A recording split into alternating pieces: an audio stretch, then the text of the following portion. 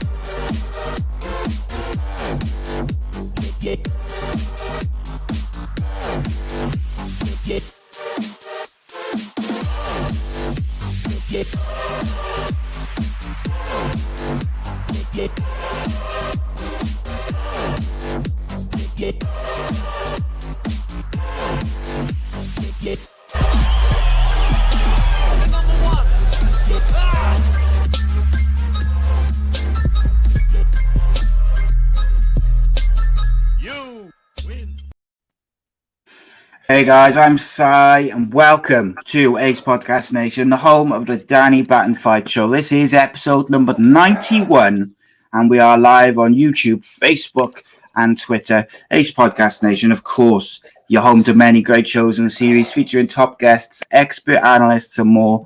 So give us a follow on social media, subscribe to the YouTube channel and click the bell to get all our shows first. But if you do prefer your podcast in audio form, then we are now part of the Sports Social Podcast Network, the UK's first dedicated sports podcast network.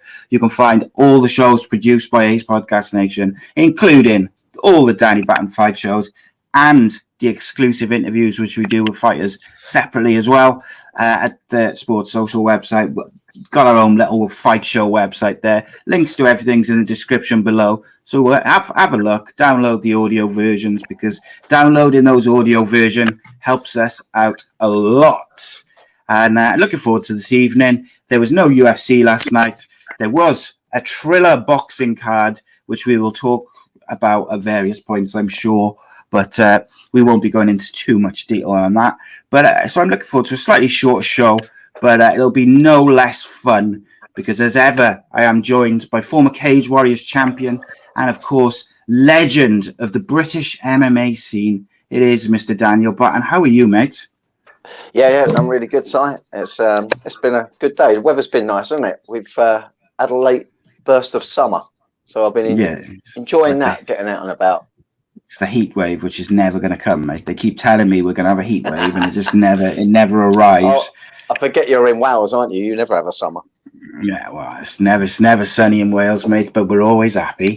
And I am delighted to welcome back to the channel, first time on the fight show, it is Welsh boxer, light heavyweight boxer, Mr. Kody Davies. How are you, my friend? I'm all good, thank you, mate. Looking forward to getting stuck in on the chat with you guys. Yeah, it's going to be good, mate, because I think I'm trying to, my memory's shocking, but you did a show for me before, unscripted, uncensored, way back, which is obviously a bit different. That's all just questions thrown at you on all sorts of subjects.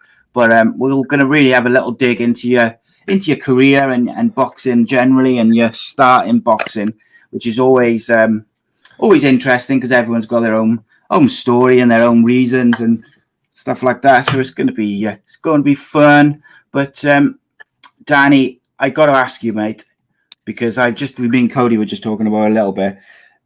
So last night there was that Triller Boxing, and you had David Haye and Joe Fournier fought, Vences and John O'Carroll, and then Anderson Silva versus Tito Ortiz, and Evander Holyfield versus Vitor Belfort was the main event.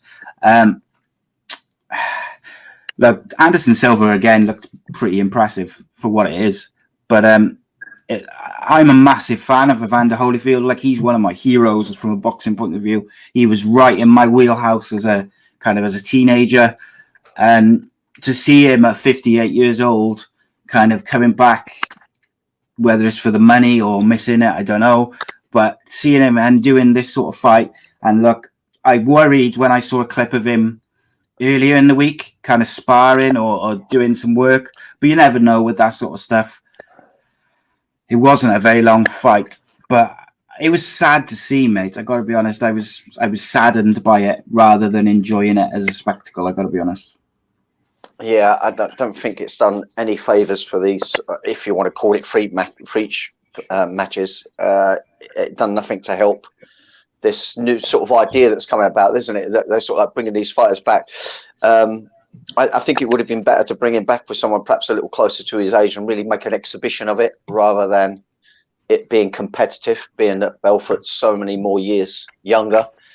I know people would think, and as I did, that it was stopped maybe a little early. I don't think Holyfield was hurt, but I just think they need to protect him from being hurt. I think if you're going to draw these legends back at that sort of age, I think to see them getting hurt will just kill this dead in its track. So, it's a very, very difficult one to say about it being called early or not. I do think Holyfield would have got his groove. I mean, he was such a fantastic boxer, but he is 58 years old and really been at war with many, many people over the years.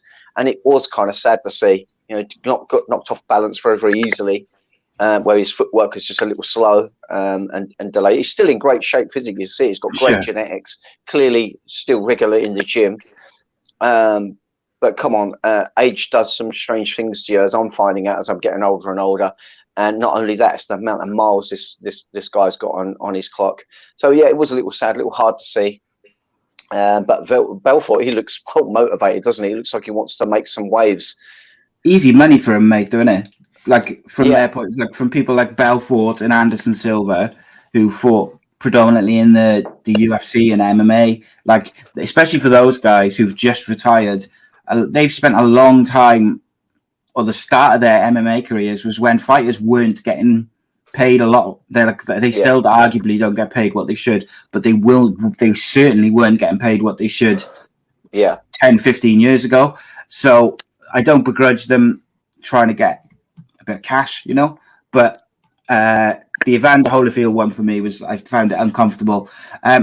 Like Cody, like as a fighter, a current fighter, like how do you feel about some of these cards you're seeing with whether it's YouTubers or it's ex-fighters at the age of 60 or MMA guys?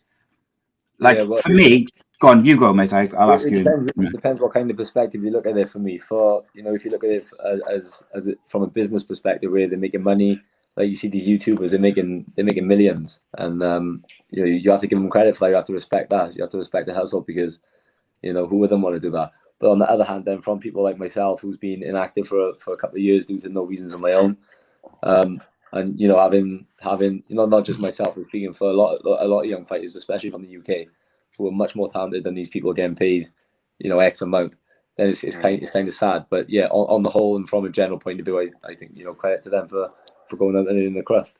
Why not? Yeah, and I think this, for me, like with Holyfield specifically, for me personally, I've got more of a problem with it because of his age, and like I saw there's a couple of comments there, like Smog on the Tyne says, have you seen Ricky Hatton's comments on the fight? He wasn't happy. He said 58-year-olds shouldn't be fighting for me. And Big Alan says, I've said time and time again, this is a dangerous sport. And when you're in your prime, but these circus acts have to stop before someone is seriously hurt. And I think, look, for me, I think there's a market for pitting boxers against MMA fighters. I do think there's a market for that. And I think that could be the future of fighting in some ways, in terms of really trying to find out, like who's the best of the best, if you like, whatever. I think there's a market for that. But it's got to be done the right way. And I'm not entirely convinced that some of this stuff is being done the right way.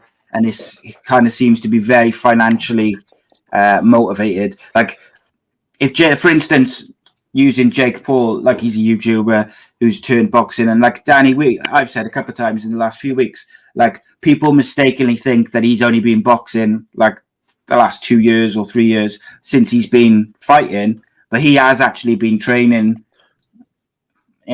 for a lot longer than that in boxing. Now, that's not to say that he's at a level where he should be professional. I think the fact is, if he didn't have a name outside of boxing, I don't think he'd be a professional boxer. He'd be an amateur boxer, but he's got his name. I don't have a problem with that because he is bringing in money to the sport. He's bringing in viewers, fine. But pit him against boxers. Don't pit him against MMA fighters who've never had a boxing fight in their life. Put him against some boxers and actually test his boxing skills, and then you can call him a professional boxer. Because, like, for me, like Cody, I don't know how you feel about it, but like Jake Paul is he's going around and he's calling out every name under the sun from MMA and boxing. Says he wants to fight Canelo Alvarez and this, and he's claiming that he's 4-0, but he hasn't fought a boxer yet.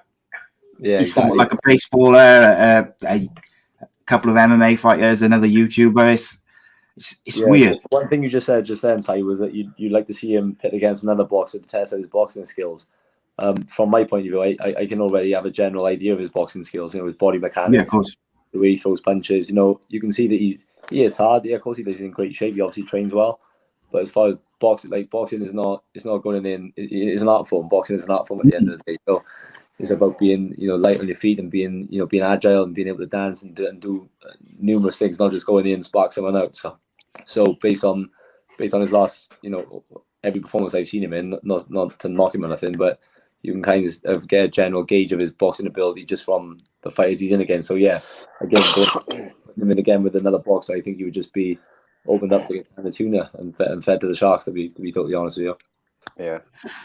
And do you know though, Code, as well? Like, a weird thing about it is, like, people, he's calling out all these names, these different MMA fighters, and he's trying to get this fight against Canelo Alvarez. Like, to me, if he fought someone like yourself, or probably the majority of like good young fighters from the UK or America, he'd probably get destroyed pretty simply because he hasn't got the skills and stuff. And I'm sure people like yourself and probably Danny as well can see in the way, you mentioned mechanics, but like the way he moves and the way he throws his punches, I'm sure you'll notice more than me, like his basic boxing skills, I suppose, would be it.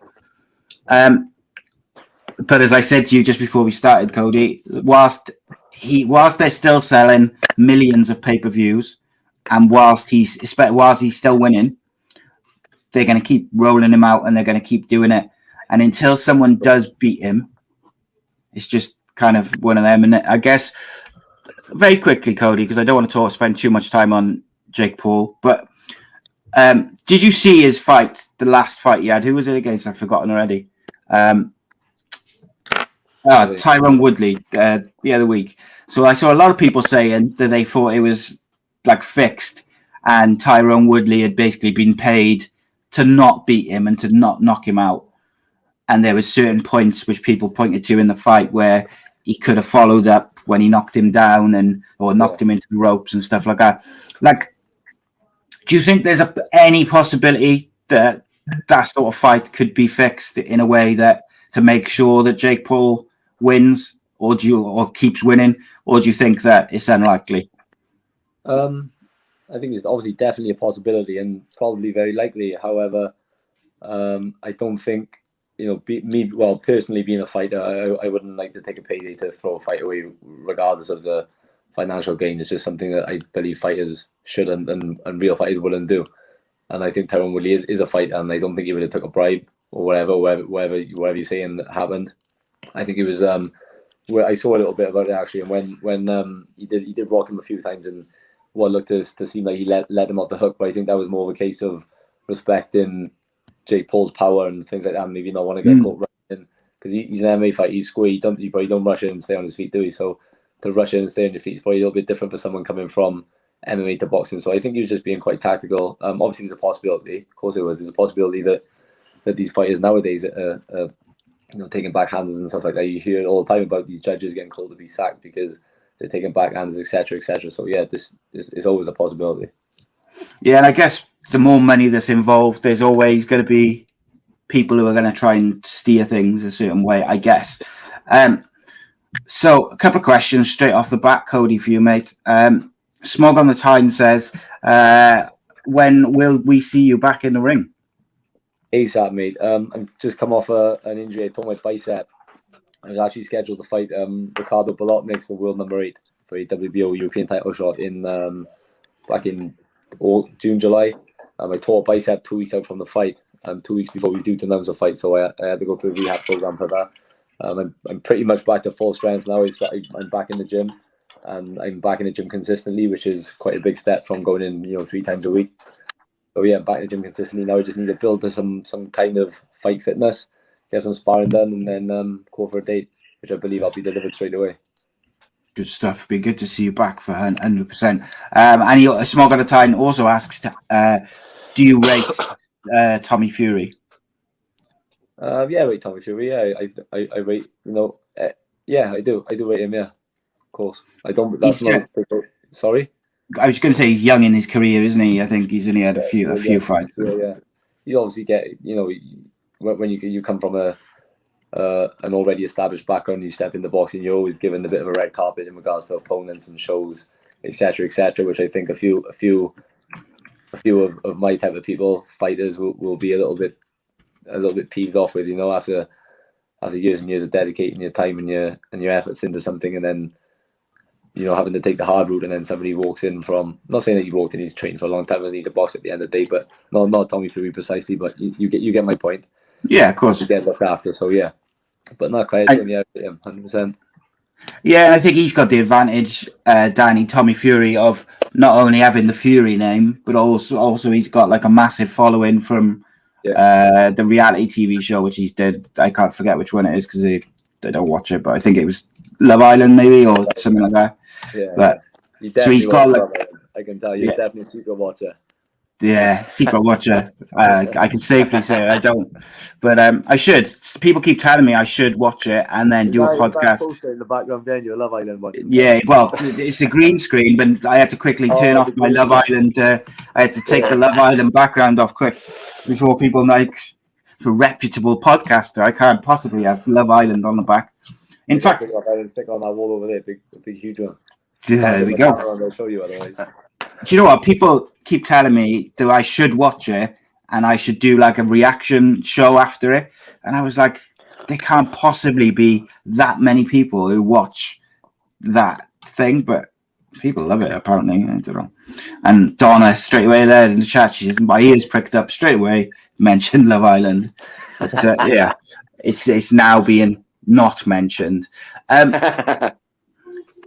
Cody, what I wanted to do, mate, really is we'll go to the questions and stuff like throughout your time here in the show. Yeah. But I do want to kind of go back to the start, mate, really, and your beginning into a boxing career. And like as a kid or whenever, like how old were you when you started having an interest and then, getting into boxing? And what were the reasons for it at that time as well?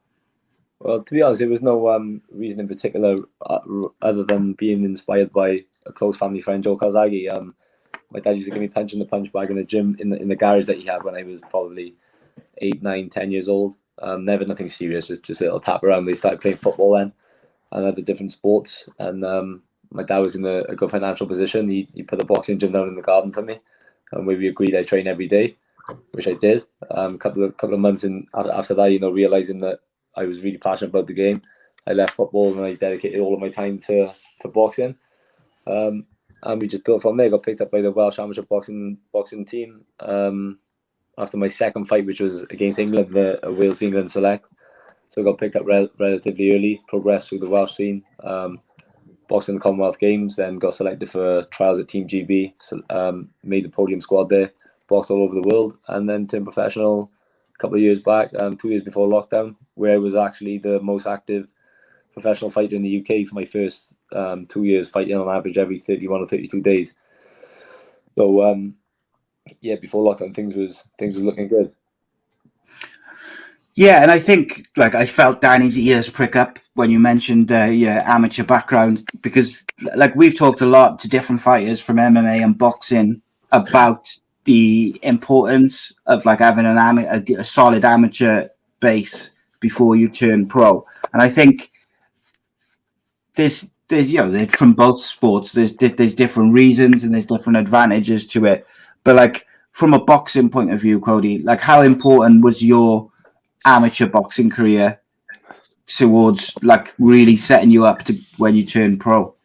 Well, to be honest, that was always the schedule for me. The long-term schedule was to boss for Wales and boss for Team GB, go to the Commonwealth Games, go to the Olympics, and turn professional. I didn't really get the chance to qualify for the Olympics, but I will add this: before the qualifications took place, I boxed a guy called Evgeny Tashenko from Russia, who is the already world champion and already Olympic gold medalist. Okay. The fight's actually on my Facebook. If you take the time you have to scroll through a couple of years of whatever, but it's there, and there's a clear robbery. I was robbed in broad daylight. Everybody could see it. It was probably the worst decision I've witnessed in all of my boxing career. Anyway, during the trip in, I think it was Serbia, or it was some country like that. During that trip, then a couple of days after the fight, I had the news that I would be fighting the geezer from Kazakhstan, who was world number 2 and previous Olympic silver medalist, and where he lost in a split decision.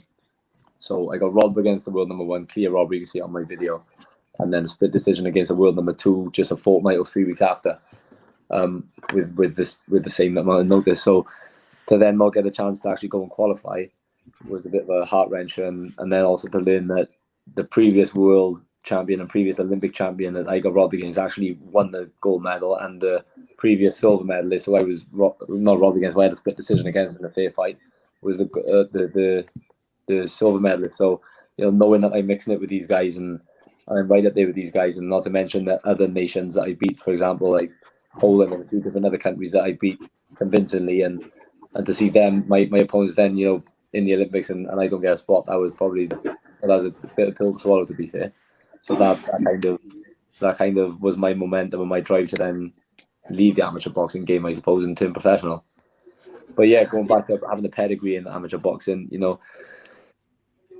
these days I don't think it's so important, but of course it's important. But you see the likes of, especially these ex-boxers' sons and these celebrity names and things like that, and Andy Yard's another one, didn't have much of an amateur background. There's a couple of these fighters now, and I think from a general perspective, once again, if a promoter, or if your face fits the bill and the promoter likes you and the people around you like you, blah blah blah, and there's a bit of hype around you, then I think regardless of the amateur pedigree, you're going to make it as a professional anyway. It's more of a business now rather than a competitive sport, in my opinion, from the bottom up.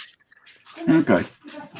I mean, yeah, it's fascinating, Dan, isn't it? Like just listening to all of it, really. Like I just wanted to just go back to what you said about the judge's decision in that against the Russian guy very quickly, because there has been, over the years, you can point to judges getting things wrong, and sometimes it's so glaring that people just can't understand it. And you get that in MMA, you get that in boxing. But like, obviously for you at that point, that was such a massive deal. Like, how frustrating is that as a fighter to know that you've comfortably won the fight, and then it's gone to the judge, and then just be shocked when the judge goes, or the result goes the other way. Like, it's got to be difficult. Like, to me, I'd be fuming, and I'd find it very difficult to not show that, if that makes sense. Yeah, to be honest with you, it's less frustrating the more, robberies are frustrating, don't get me wrong, but when there's such a lot riding on that decision, like for example, that could have brought me qualification to the Olympic Games, and as far as I'm concerned, a good chance of winning. So yeah, when there's a lot riding on it, of course it turns from frustration and more to, I don't know, kind of disappointment, really. I suppose, yeah, disappointment in the system. The game's corrupt, as we just been talking about that in the professional rankings, and it is as well all the way down to the amateur and even grassroots boxing. So, yeah, it's frustrating when you see a robbery in a club show or the national finals or something like that. But when there's such a life changing turn at the end of this decision, then it goes from being frustrated to being just disappointed, really. Yeah, I suppose it's going to be genuine upset then, isn't it? Because there's so much riding on it. And also, before I let Danny jump in a bit, I was going to say, like in sports like football or rugby, you often hear of players talking about their immense pride that they have at representing their countries, even going up through the age groups as kids. Was that the same for you? You know, representing Wales and that sort of thing, or is it different?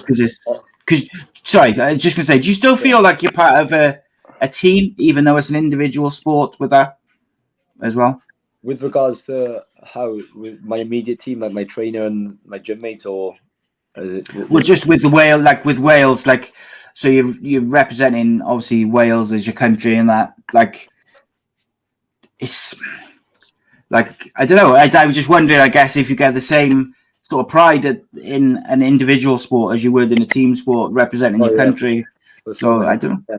Especially, you know, having the amount of people that do come to support me. I've boxed, like I said, all over the world, and even as an amateur, I've had friends and family friends fly to different countries to come see me box, and these are not pleasant countries we're talking, like Serbia, Poland, these little cold countries. And I, as a professional, you know, I sell. I'm a big ticket seller. I had two people follow me from over here, Simon and Tracy, a lovely couple that I'm friends with, actually came to Los Angeles to watch me box. So, you know, when you say as far as like a team feeling is concerned, representing my country, you know, yeah, definitely, especially, you know, with the support I get, it makes it just that. Love it. Welsh fighters generally just take so many people with them, don't they, to watch fights. Like, we were talking to, I think it was Gavin, Danny, we were saying about the following that he takes just to every fight and the tickets they sell, because, and it's the same. I know it's the same with the MMA guys as well, like wherever they go. But go on, Dan, I'll let you jump in because I know you were going to jump in just there. Well, when I knew who was going to have on and that, I thought I'd have a little look into your career and stuff like that. And I was watching some of the different fights that you've had, and one of the ones that really impressed me was against Zach Shelley. You know, another really top prospect, got a really good record. I think a record that matches yours now. You know, what really impressed me in that was because you got knocked down very early on. You was very aggressive in that first round. You got knocked down in that first round, but not in a way where it seemed to have a dramatic effect on you, but nevertheless, you know, it was a knockdown. You come back very, very well, and I think things really turned around in round 6. But could you just tell us from your perspective how you dealt with being knocked down so early in that first round up against someone that, you know, was matching you in terms of height, coming up and really trying to establish himself? You know, how did you deal with that mentally? Because it looked like it just did not deter you, and you went straight back to work as if, you know, nothing had happened. Yeah, you're exactly right there, to be fair. As far as my mentality was during that fight, you know, nothing did happen. I remember it was the first time I got dropped as well in a fight, you know, I remember jumping up and telling the ref I tripped over my laces, and I looked down at my laces and they was tied up perfectly. And I remember thinking, that didn't work out. And I another thought that went through my mind then doing the count or whatever it was, I was thinking, what am I going to eat for breakfast in the morning? And I remember thinking, I think I just got buzzed up. So, yeah, it was all good. I got back to business then. Shortly after that, and Joe Calzaghe was ringside, and I remember watching. It was crazy. It was a crazy experience, to be honest with you.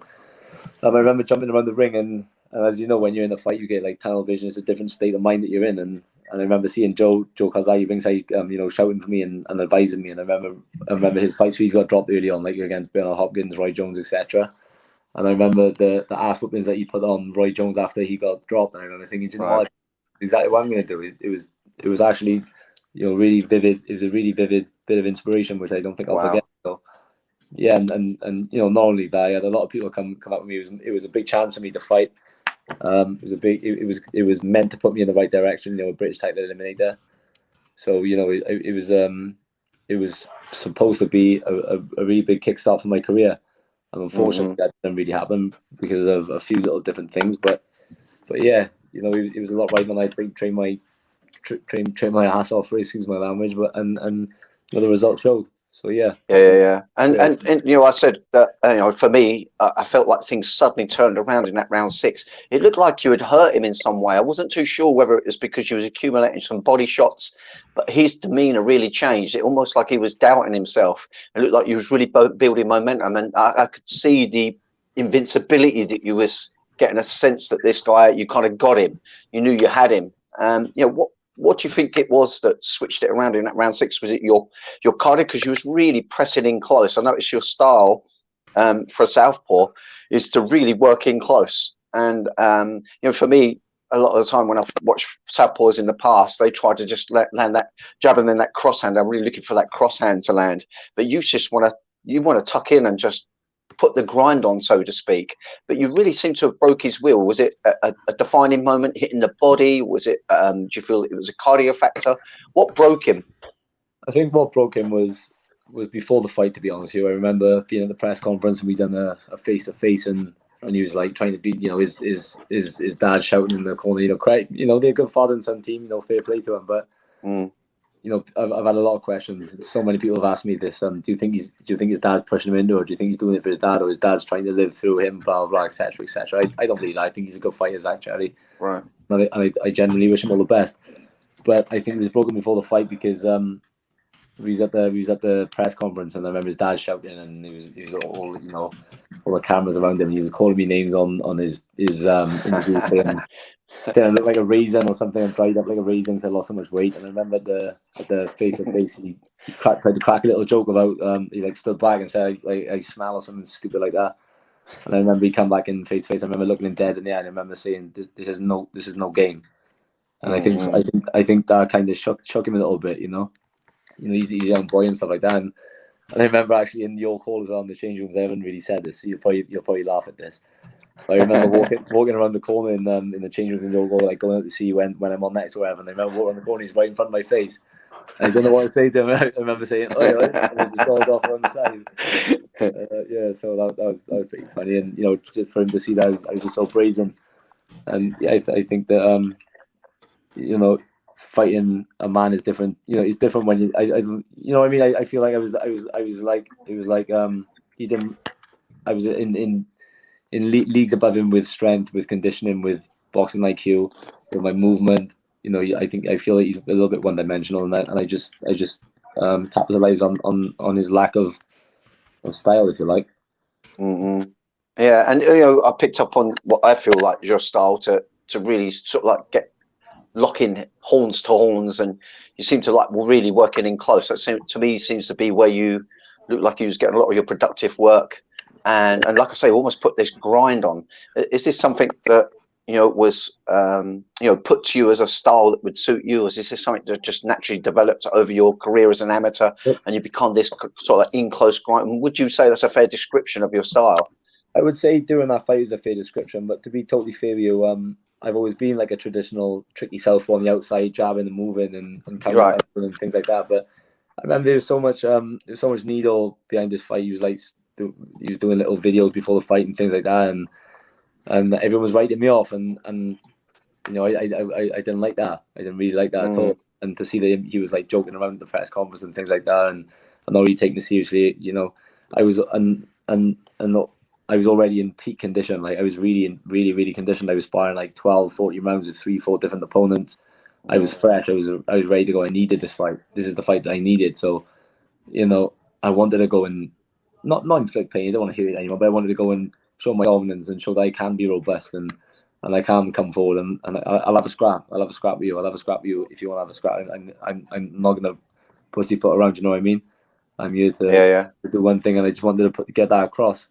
And I think that he did. So, and to be honest with you, I think that's what I think. If I boxed around him and pussyfoot around and jab the move, I think it wouldn't have been as much of a statement as it was. That was a statement. Everyone's saying Zach is a strong young kid coming through, hot as chili sauce and blah blah blah. I like a bit of mayonnaise, so I squirt a little bit of mayo on it. You won the mind games, Cody. He tried to create the mind games by the sounds of it, but you not only won the mind games, but the fight convincingly as well. Going back to amateur pedigree as well, and my games and things like that. I think the experience really played a big part for me in that fight. Zach didn't have much of an experience before professional boxing, I believe. Maybe he did, but I don't think he did. He did on the amateur circuit. So I believe that, you know, my experience, like even before the fight, like the way I held myself at the press conferences and the face to face and just his demeanor, he was like quite inexperienced, and I think that played a little part as well. Yeah, cool. So I'm going to throw to a couple of questions in the chat again now. Then before we go, ask you some more stuff. Let's have a look what we got. Rob Boyle says, Cody, growing up near Blackwood, did Robbie Regan have much influence on your career? Not exactly on my career. He's obviously a massive inspiration. You know, his journey speaks for itself, and he's a good friend of mine now. I didn't really know him much as I was coming up through and as I was a bit younger. But you know, I met him. I've known him for years now, and you know, sometimes I'd bump into him, and you know, we'd have a little drink together or whatever. We'd have a little laugh, and yeah, he's a great guy. I think a lot of Robbie. Top fella, fair play, top man. Yeah, I love Robbie. He is a phenomenal man. Donna says, did you always want to be a boxer, Cody? And what do you think you would be doing with your career if you weren't a boxer? Good question. Yeah, I wanted to be a boxer from the age of, you know, since I can remember. If I wasn't boxing right now, I'd probably be sat in some nice little office somewhere with a earpiece, chatting to people and go and check my bank balance and whatever else. A lady of leisure. There we go. Rob Boyle says, was pound for pound for you, Calzaghe or Regan? Calzaghe, man. Calzaghe. Yeah, even though a lot of people rate him as, you know, one of the best of all time, like I still don't think he gets half the credit which he deserves. Phenomenal fighter, but then I don't always think that Robbie gets the credit that he deserves for how good a fighter he was as well. And like Robbie was active all the time. Like when I did a show with him and we were kind of going through his fights like almost one by one. There was so many just like close together all over Europe and stuff, just tear ups, and it was crazy. Like, but great fighter. But yeah, Joe Calzaghe, I think for me. Donna says, is fighting as mentally tough as it is physically? More so, I believe. I believe it's more so mentally. And I say that from a very broad perspective, from fighting back in an amateur where you know, I didn't need to fight. I was fighting because I enjoyed the sport. I loved the sport. To then going through some tragedies, and then boxing as a professional where I need to fight, and I need to fight. I need the finances. I need the purse. So to go from both of those positions in a relatively fast time, I believe that boxing is definitely more so mental than physical, for sure. Yeah, it's brutal. I say this all the time, but like when your job is to turn up every day in training and fighting and get punched in the face, you got to have a certain amount of mental and physical toughness, I think. But so one of the things I wanted to ask you about, Cody, was obviously we're coming off the back of like pretty much 2 years now of COVID and lockdowns and all this kind of stuff, which had a massive effect on the fight game generally, MMA and boxing, particularly in the UK, with gyms and stuff being closed. But also there was very little cards on. You know, you had, say, like from the MMA side, there was Cage Warriors, and then in boxing, you eventually had those sort of like, you know, the very sort of select, smaller. They were big shows, but smaller than they would have been.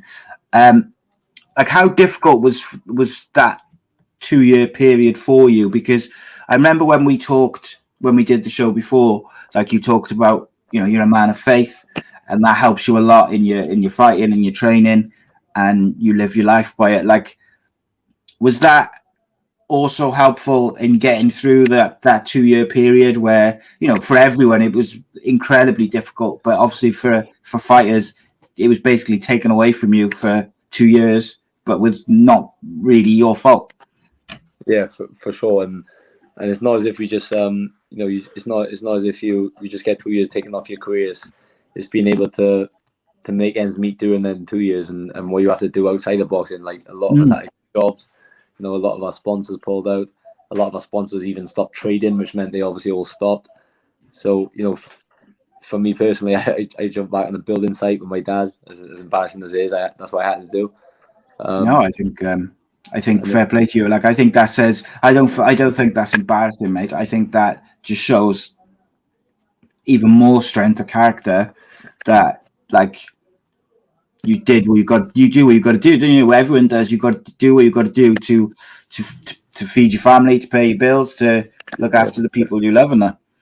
Yeah, and having said that, it's not just like stepping out of boxing, go and push a wheelbarrow for 2 years and jumping back into boxing. You take so much time off of your career with injuries and with you know, anything can happen on the building site. Do you know what I mean?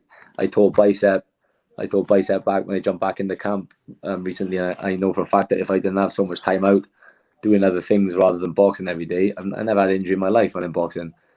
You know, so when you have time out, you know, your body changes, and like you get injuries, and you get unfitter, less fitter, and it's harder to come back. It's harder to make weight. It's harder to do this, harder to do that.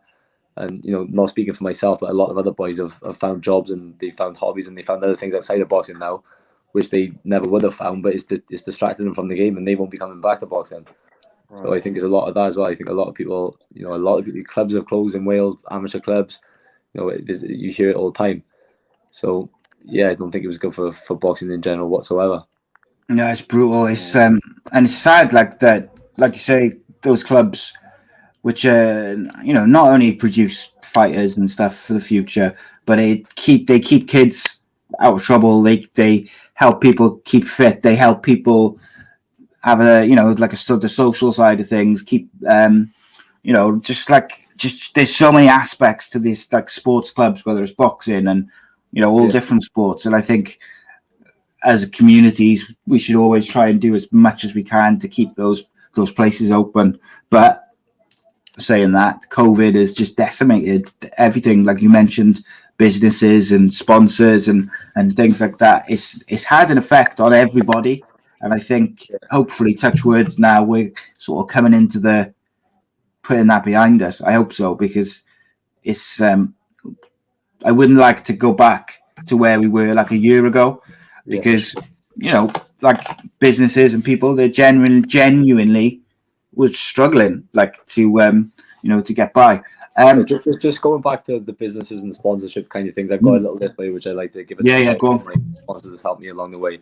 7-4 Display, Man-Made and King-Made Gymwear, Gavin Thomas, We Are Eminent, Motor Trade Stock Suppliers, Chris McNeil, the 420 CBD Shop, Inca Philly, Empire Pro Tape, and Dirty South. I just want to thank these guys, you know, with the help that they've given me before, during, and hopefully for a period of time after lockdown.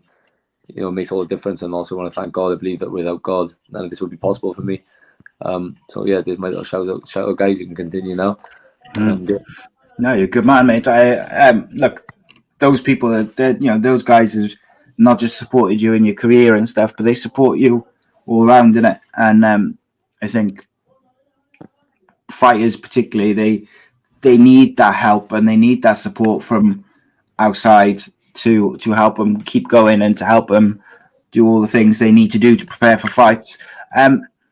Another thing I wanted to ask you about, Cody, obviously you went into your fight with Umar Sadiq.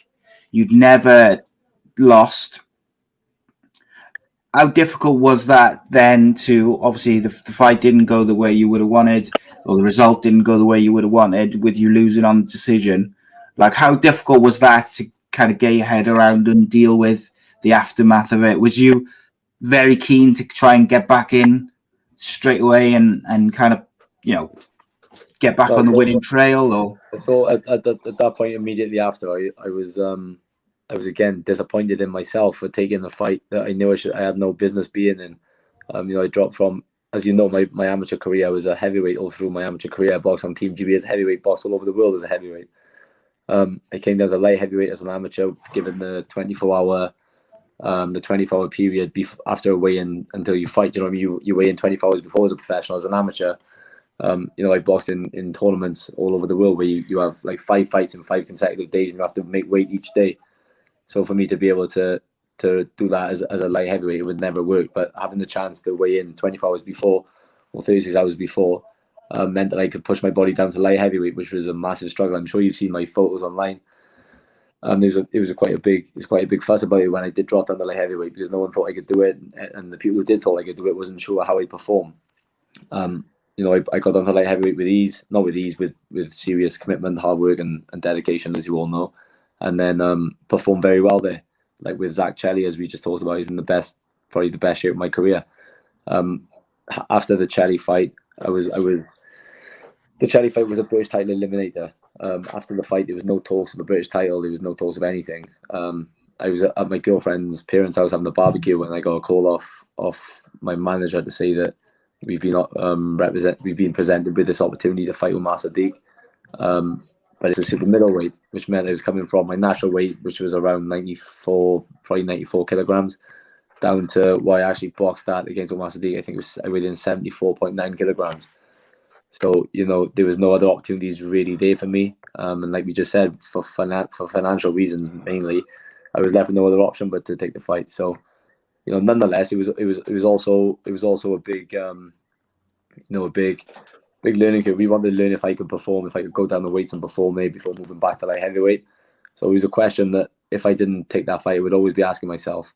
So, I got the answer to that question, and unfortunately it wasn't the one that I expected, but I've got an answer nonetheless. And yeah, I've got no business being down in the super middleweight division. And, tough old weight cut. That was something I never... We've talked about weight cuts a lot for various reasons over the 90 odd shows, but like for people who haven't experienced it, how difficult and how brutal is it on the body when you lose, like when you cut in that much weight? I'm not going to go into any details regarding why I do the cut weight, but what I will say is when you see these UFC boys on TV and it's this big brutal weight cut and these boxers on TV and they're doing this and they're doing that, the cut weight is nothing. That's nothing. Nothing. That's nothing at all. Okay. It's got to be hard. Like I just take the picture, mate. There's a picture on my Instagram with it says on there 24-hour difference, but it's actually 19 hours difference from the day the moment I weighed in to the time I took the picture. Take a look at that picture and see what you think on there.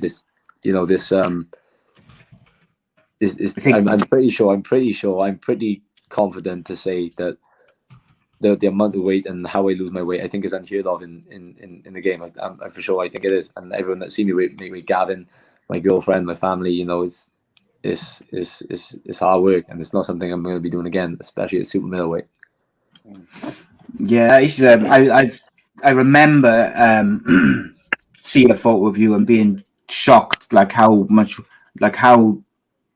weight you'd lost. Like I just remember being shocked by the photo compared to other photos that I previously seen of you. If it's the photo that I'm thinking of.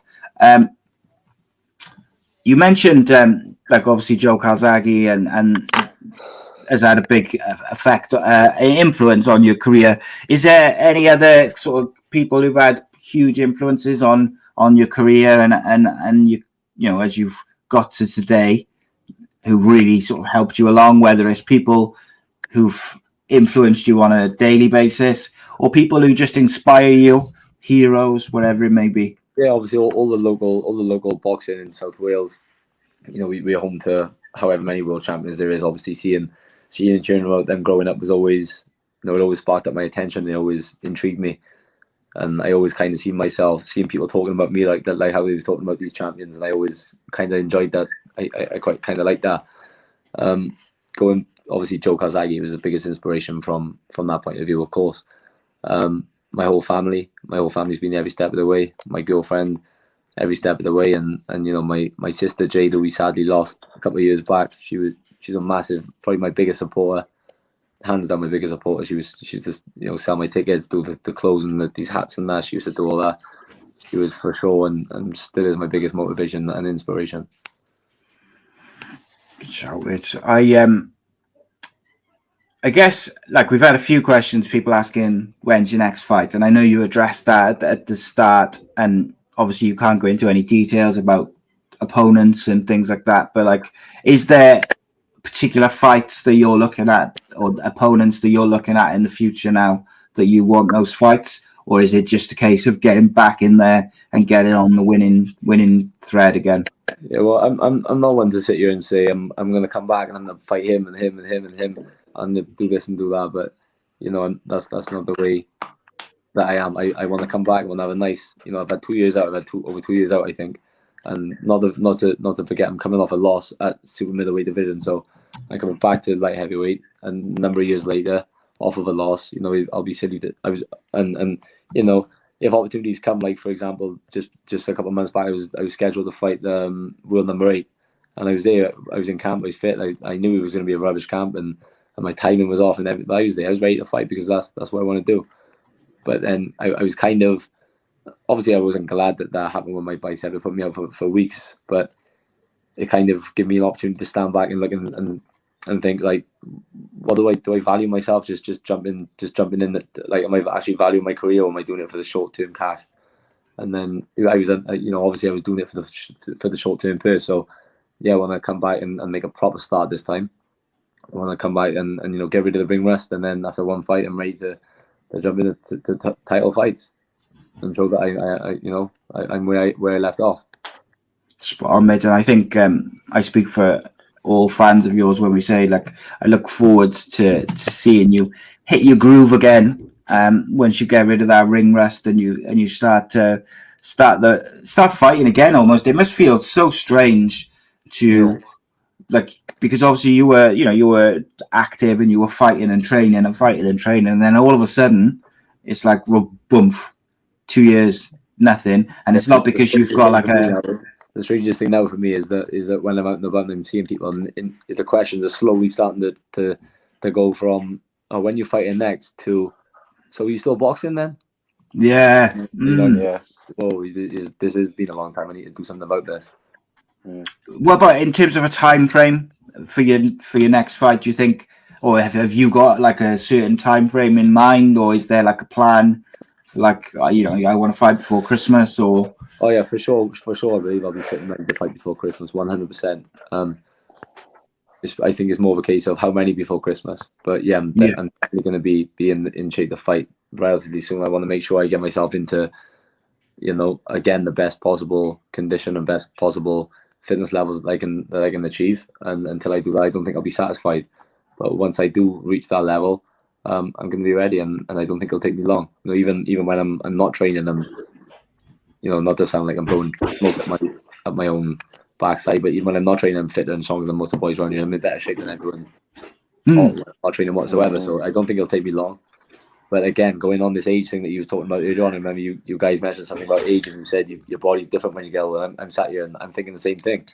I haven't boxed for a few years. I'm feeling like an old man, so it'll be nice to get back into, like you just said, get back into my drive, get the boxing gloves back on, and I'm fighting my youth again.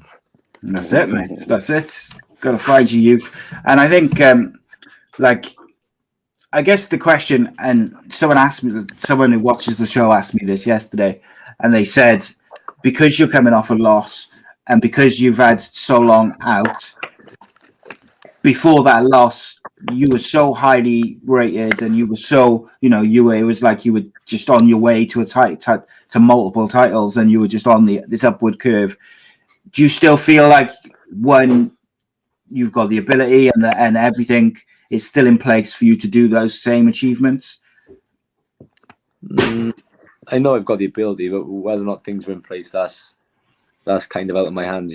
All I can do is get myself secured onto a show. I've got a great team around me. I've got Gavin training me. I've got S-Jam boxing managing me.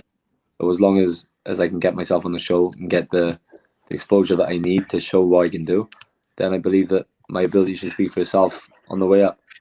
100%. Like it did before, like you just said then, I was regarded, a very highly regarded prospect coming up before I boxed Umar Sadiq, and if things was a little bit more, not to say that I want any easy routes, because I don't. You can see that from my career already. I don't want no easy routes, but if things was a little bit more in my favor, I think that there should be no reason for me to go down to super middleweight after boxing Zach Chelly. There should be no reason for me to go down to super middleweight. People will say, why did I take the fight? Why did you not take the fight? Well, I didn't take the fight because I got bills to pay. I'm not money don't go on trees. I got bills to pay. You're working every day. You're getting money every single month. If I don't fight, I don't get paid. Yeah. And 2 years, I ain't got paid for 2 years from boxing. So when an opportunity presents itself, going back to the barbecue that I was at early on with my girlfriend's mother's house, I ended up running from there, jogging from there to try and burn off the food, knowing that I got this massive weight cut in front of me.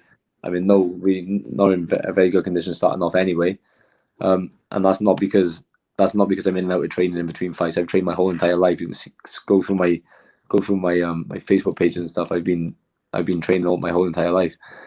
It's just when you're not given the opportunities that you on a regular basis, it's hard to stay fighting fit all year round. When you're not getting funded, when you're getting funded and you're getting sponsorship and stuff like that, it's easy.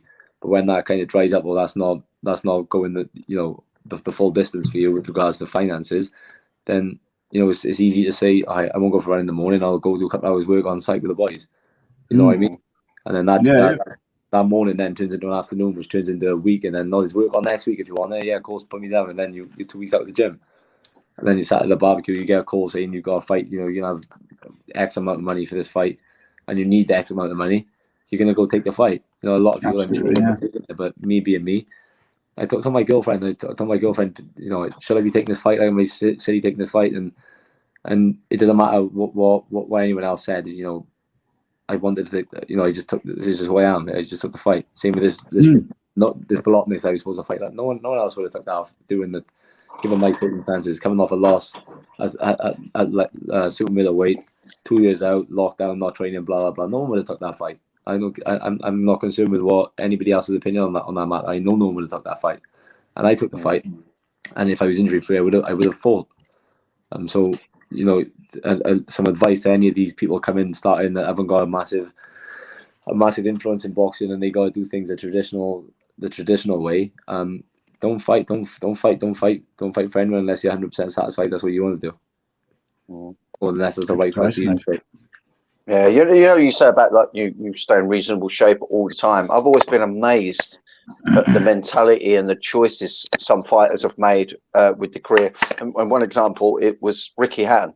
He's someone that obviously would get in shape for his fight, but out of camp, I mean, I don't know whether it's just a party lifestyle. I don't know, but he used to blow up and be in shocking condition, and then put himself into a 10-12 week camp to. I mean, how does that sit with you? His name comes up all the time when you talk about in and out of fight camp. But if you spend a couple of months down in the valleys down here, you'll see that that's just the normal down here. There's only that stay in shape. Everyone else does that. You see, like you say, welterweights when they fight, they're cruiserweights in the pub. It's always been like that. Cody, look, it sounds like you got the right people around you. Like I know Shane from S Jam Boxing. We've had him on a couple of times, and he's a really good lad. They're really good people, and they look after their fighters. And I think obviously Gavin speaks for himself in terms of his abilities as a coach. But from what I know, as a person and a man as well, he's a phenomenal person from what I've heard from other fighters. And it sounds like he's all right. He's not too bad. He's all right now and again. As his days. But Cody, just before we let you go, mate, I'd like to play the game which Danny still hasn't named. So it's just called the One Word Game. And basically, I just give you a list of, I think it's 8 fighters, or eight names, not necessarily fighters, from combat sports, and you just say the first thing which comes to mind when you hear that name, whatever that may be. Doesn't matter what it is. It doesn't have to be one word, because no one seems to use one word. We should definitely call it One Word Game. But what's the first thing that triggers your mind, your thoughts? Yeah, what you want is just you want the instant reaction, don't you? Just the instant thought. I might be passing a couple of these, Dan, so I'll swing them over to you. So nice and easy to start. Conor McGregor. Nice and easy. How many words do you want me to say? Just give the first things which comes to mind. Like, it doesn't have to be one word. Just what do you think when you hear that name? Savage. Gavin Gwynn, the Murtha Mexican. Oh, that was going to be my word, Murtha Mexican. You just cheated there. Sorry, top man. I say top man, Gav boy. Jake Paul. Jackass. That's one of the more polite terms. Money maker. Paper maker, we call Jake. Take the paper maker. Yeah. Would you take that fight if you were offered it, Cody? Just out of interest. Are you kidding me? I'm not going to answer that. Tyson Fury. Tyson Fury, legend. Jack Tank Shaw. Jack Tank Shaw, Welsh legend. Soon to be world champion, I think. Canelo Alvarez. Mexican beef. Eddie Hearn. Sign me. And then the final one is Joe Calzaghe. Inspiration. There we go, mate. I like it a lot. Cody, it's been awesome to chat to you, mate. Really enjoyed it. As always, mate. But it's been really good tonight, and I'm glad Danny was able to get in and ask you some questions. I hogged it a bit, but you did hog it a bit, so you did. My channel. On that note, you have to come on again, Cody. Yeah, that's sure, it, mate. It's great chatting to you, great catching up. Yeah, it's been good stuff. Anytime we'll get on for sure. Yeah, thank you, Cody. I really appreciate your time, mate. Guys, if there's anyone looking to get fit, sign up to my Facebook page, Kody Davies Boxing Fitness, and drop me a little message. There you go. And I'll put some links to that in the description later as well. Oh, thank you very much. Top man, Code. Take care, mate, and I'll see you. I'll speak to you soon. All the best. Cheers, buddy. Good luck for the future, Cody. Thank you very much. Bye-bye, mate. All the best. God bless. Cheers. Kody Davies, mate. Legend. He's very, he's a top guy. Really like Cody. He's such a nice guy. Absolute legend. But look, Cody's an incredible boxer. And I think the Umar Sadiq one is like, it's unfortunate because, like he said, he probably shouldn't have taken a fight, but he was in a position where he's a fighter, so he's going to take it, and he needed to for whatever reason. But like, really, after this, the Shelley fight, should have been getting a title shot anyway at light heavyweight. He shouldn't have had to go to super middleweight.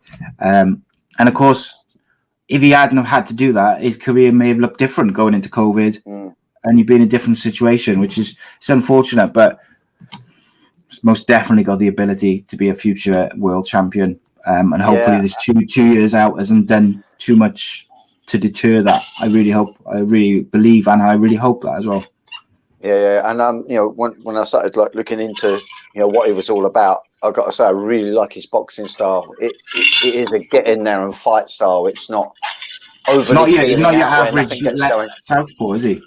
No, it's it did surprise me seeing him southpaw. I was thinking, okay, this is going to be interesting. I had some expectancy of what I was going to see for his style, but he didn't really do that or portray that. Now I haven't looked at all his fights, so like he said, he has been in the past and in some matches, sat behind his jab and played it long. But from what I see, he just likes to really, really get in there and stick the grind. You know that he knows he's fit, and he knows that could be part of the reason why he can get a win. Not to say that you can't win from his boxing prowess and skills. You absolutely can, but certainly being fitter and knowing you can push someone into deep water physically, it's an amazing attribute. And I think from what I saw, I put that as part of the factor of why he beat that Zach Shelley. He just seemed to just end up just grind on him so much. He seemed to just take something out of him and made him start to doubt himself. But his work rate just did not let up. It was really impressive style. So, he's great to watch. That's another thing. You get boxers that are just so frustrating to watch. But he's not frustrated. He was easy on the eye. Really was. Yes, he is. Yeah, and I'm really looking forward to when he fights next. I've got to be honest. I think I'm excited for it. So, obviously, no UFC last night. I'll get some predictions off you for next week's UFC card, which is the main event is Anthony Smith versus Ryan Spann, which I think is going to be a really good light heavyweight fight. Who do you think is going to win that, mate? Yeah, I'm going to go Smith. I was really impressed with his last performance. I've got to say, I was really doubting what was going to happen with his career. I really thought he was on the down and out, but he come out looking different. And you got to remember, during that time that he was having a difficult time with his career, that was during the time so there was no crowd. And then when we saw his last performance, there was a crowd back in. It just seemed to levitate his level. It really did. So I'm hoping that that's going to be a continuing theme for success for him. The fact that there's people in there chanting it's going to motivate him. So yeah, I'm going to go Smith. Well, we've talked about how highly we rate Jimmy Crute, and Smith went in there and stopped him in I think shocking fashion. A few minutes, shocking fashion. And then obviously before that he beat Clark. He lost to Rakic. So yeah, he was on a bit of a streak, wasn't he? Because he had lost to John Jones, then he had beaten Gustafsson, submitted him, but then he had lost to Rakic. Then he was like up and down. So, but he's on a 2-fight win streak now. I think he'll probably beat Ryan Spann, although I do like Spann. I think he's quite a good little fighter. And this is a big fight for Ryan Spann. He's ranked 11. He's a big boy, 6'5", which 6'5" is massive, isn't it, for a light heavyweight? I've got to say. Yeah, it's big. But Smith's a tall dude himself. I think he's 6'4". Yes, he is 6'4", but apparently, like on the UFC's website, so they've got their weights, haven't they? Which I think is like the weight it's either the weight they walk around at or the weight they last weighed in at. And Ryan Spann, his weight is 205 pounds, which isn't that the UFC's heavyweight division? Light heavyweight, that is, isn't it? No, what's heavyweight? UFC's heavyweight. What's UFC's heavyweight weight? Over 205. It's limited to over 205 up to 265. Yeah, I thought so. Yeah, so he's like heavyweight weight, but look, Ryan Spann, I think is a really good fighter, and I don't think by any means. Look, if Anthony Smith turns up in the shape and the focus that he did against Crute, it's going to be a difficult one for Spann. However, Ryan Spann starched Mika Serkinov in like a minute. As long as Anthony Smith plays the strategy right, I think it's all in his favour to win. I think he's got the more broader skill set to get the victory. My one concern with Spann is he got knocked out by Johnny Walker in September last year. And obviously we've seen the problems that Johnny Walker's had with some of his style and when he's come up against really good fighters, but he didn't have any problem dispatching Spann. Now, of course, you could say anyone can get knocked out or stopped at any point. Yes. But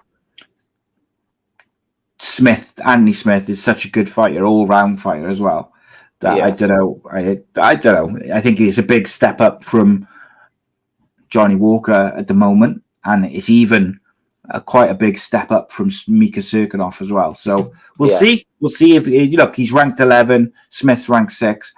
If Ryan Spann can pick up a victory, what a big result for that'll be for him. It's a real big fight. Another light heavyweight match we've got is Jan Kutalaba versus Devin Clark. That's really intriguing to me, that fight. I've got to be honest, because Kutalaba is one of those guys who you just never quite know who's going to turn up. Yeah, that's it. That's the only issue with trying to pick who's going to have the nod on that one. But I would go for Kutalaba. I think he's going to show up and try to make an impression. Yeah, I think Kutalaba, I'm just having a look what his recent record is. He 15 and so. He's had a few controversial stops, haven't he? And things going on. Who did he fight in his last fight? Do you know? Oh, cricket! I'd have to look that up. Prochazka. I think it's been a while. He had a draw versus Prochazka in May. Prochazka. He's not had a great record of late. He lost. Lost 2 in a row, then that draw. But Yeah, he had those 2 losses in a row against the same guy, didn't he? So that's it. Yeah, but I do like Devon Clark as well. So I'll be interested in kind of like how he goes against the fighter of Kutalaba's. What would you say? Prestige, I guess. He's a big name. Co-main event. Devon Clark is experienced.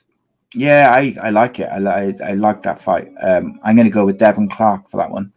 Yeah. I don't know why. Something just tells me. Let's have a look at any others there, which I really like the look of. Jim Miller's fighting Nicholas Motta. I'm sure I've read. If it's the guy I'm thinking of, he's quite highly rated. So be interesting to see that one. On the prelims, there is a female fight, which I'm really looking forward to. And I'd like you to watch so we can talk about it, because we don't always talk about the prelims. There's 2 fights on the prelims I want you to watch, both female fights. Pani Kinzard versus Raquel Pennington. I think he's going to bang. I think that's going to be a really good fight. But Corey McKenna, Welsh lady, is fighting, obviously, previous guest, is fighting Emily Whitmore on the prelims. Obviously, we will talk about that. So have a look at the prelims next week, mate. Sure. But best of luck to Corey. Really looking forward to seeing her fight, because her debut was ultra impressive in the UFC. She was very good. And Donna and Reese and Rob and the guys who watch and been asking fights. The prelims of UFC next week, Welsh girl Corey McKenna fights. So because she had an injury. I can't remember what it was, but she was out for some time, wasn't she? Yeah, I think she had a knock, didn't she, after her debut? But her debut, she was proper impressive, wasn't she? Yeah, she had the bloody face, didn't she, at the end? So we look. Kay Hansen, when she beat by decision. But I forgot she had gone through the contenders. So she fought on Cage Warriors a lot. Cage Warriors don't do a lot of female fights, do they? Not a lot, no. So the fact that she fought on so many, 1, 2, 3, 4, 5 Cage Warriors bouts. But she's she unbeaten. No, she lost 1 on Cage Warriors to a split decision, but she's won the rest. So that's that. Keep an eye on that, mate. I want to just ask you about your friend, your fighter, but also my friend Jordan Vucenic gave you a little gift this week, didn't he? Yeah. What a good lad. Tell the story. What happened was, when we went to Cage Warriors, normally I drive myself, and that ended up being a disaster. I ended up having to pay like loads for parking, staying there for a couple of days, and end up with a massive parking bill. I got done with the congestion charge coming out, forgot to pay it, and all sorts of things. So it was an absolute disaster. And he said, "Oh, do you want to come up with me?" And I thought, you know what? Yeah, I want to keep it simple. And when we was going up there, I was saying, "Oh, crikey, this is a nice little car." He was bombing around in this Audi, and really nice interior, lit up dash. I said, "I'll tell you what, the interiors are well impressive." He goes, "I'll tell you what, when I get into position 2, it's yours." And I didn't really take it as anything serious. That's just words and comments in the moment. And he's got some really good sponsors that have really helped him out. I know he's had some really fortunate things happen, totally what he deserves. So he's really, really popular in his hometown. And like I say, so I know he's got really good sponsorships. And, one of them, I believe, sorted him out with a really nice vehicle. And he texts me. I was having a coffee in a coffee shop, and he texts me saying, "Hey, how you doing? What you up to today?" And I said, "I'm just chilling out, having a car." I might have been catching up on UFC at the time, actually, ready to do our podcast. I think that was the situation. And he goes, "Oh, do you want my car?" And I just said, "Oh, what with everything was happening with lockdowns and stuff, I said I'm not really in a position to buy it outright, but I don't mind paying you for it monthly." And he goes, "Oh no, I don't want nothing for it. It's going to be a gift for you." I'm like, "What? You're kidding?" I was like, I can't feel embarrassed about it, being given something like that. And I'm like, "Well, what's the score?" And he explained the situation. He said, "Look, I'm having a car made up for me around about such and such a date. When that date comes, it's yours." And I really, not forgot about it, but life carried on. We got back training. it was a bit of a date away. And yeah, he turns up training and, puts the key in my hand, and there you go. I mean, what a lovely gesture, because, I did say on my post that I put up on Facebook, for many that have seen it, I think it's got over 700 hit of likes on it and stuff. So many people have seen it. As a coach, and many coaches will advocate for this, it can be financially really, really hard on you. Trying to bring up these fighters to make it. These fighters don't get paid a lot of money until they get to the top, unless you contract them in to something which can be a kind of an uncomfortable process. You don't get nothing for it. In fact, it costs you money. And not to pick out any particular names of fighters, but been several fighters that I've had to travel with, and it cost me a fortune, not in terms of actually paying for my own flight. UFC do all that and so on, and other promotions, they really do some great things, but you're losing money every time you go out to these places with wages and what have you, and you're having to sustain yourself with food, and to get something given back off his own back like that was truly heartwarming. Truly heartwarming. He knows what I put in. One thing that perhaps goes undetected with Jordan, he's a very smart individual. I don't mean academically. Street smart.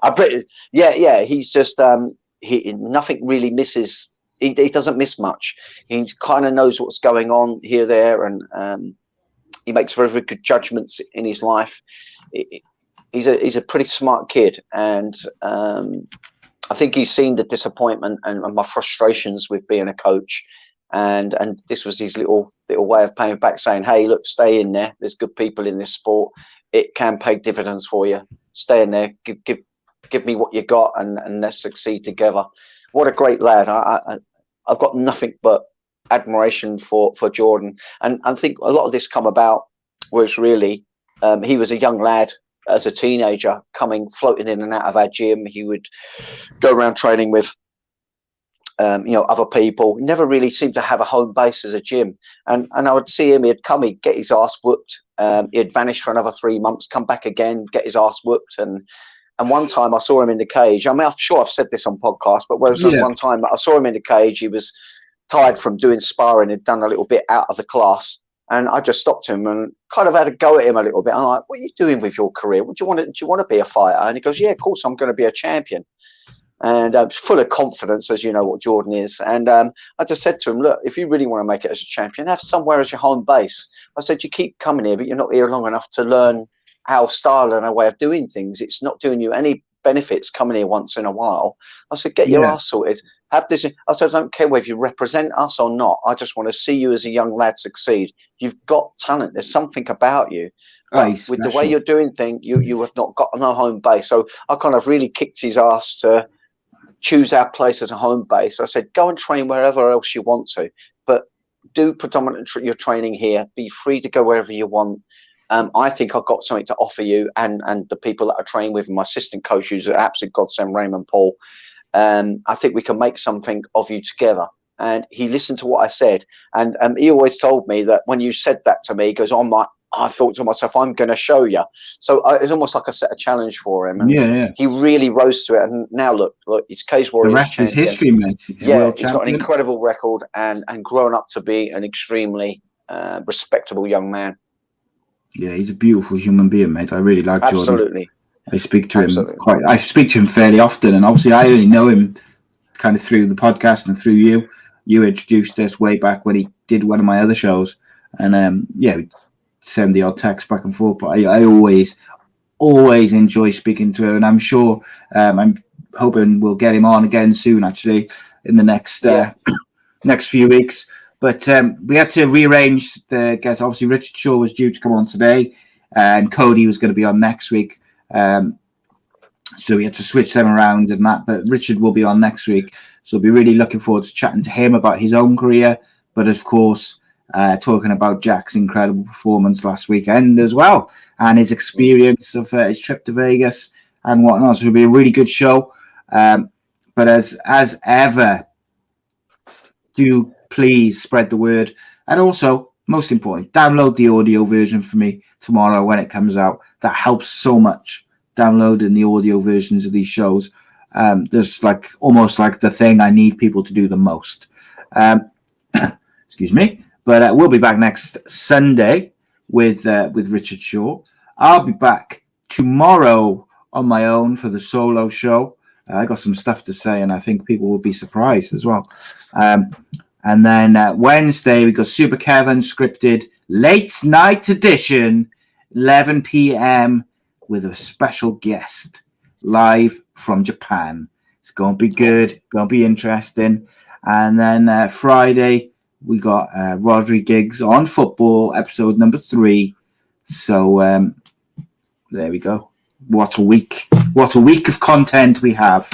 In the meantime, guys, as always, spread the word. And please help us get this Danny Batten Fight Show Facebook page going. Because for some reason, it still won't let me invite my friends for Facebook to like the page. It's driving me mental because I can do it on my other pages, but I can't do it on that page. Really is infuriating. So yeah, Danny, Donna, Reese, all the people who watch regularly, go to the Danny Batten Fight Show Facebook page, click on community, and invite all your Facebook friends to like it. It just sends out one post. Only takes you 10 seconds, and that helps us out a lot. But yeah, cheers, Dan. See you next week, bro. So yeah, it's been another awesome weekend, and what a great young man Cody is. I can't say enough how impressed I am of him as a character, and I'm going to start following his career now. You've introduced us both. I'm sure he's going to have more success for the future. Yeah, I love Cody. He's a real good guy. Just phenomenal. Like for instance, the other week when you were ill, and then Luke pulled out at the last minute, and I was kind of stuck.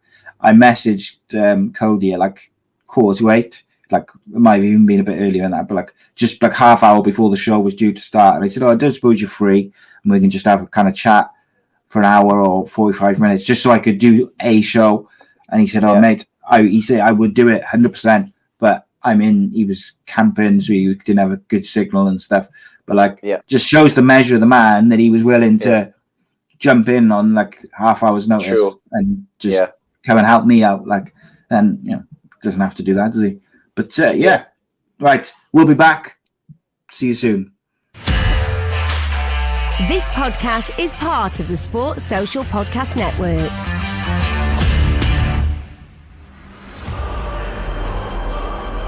The champion, welcome, Danny Batten.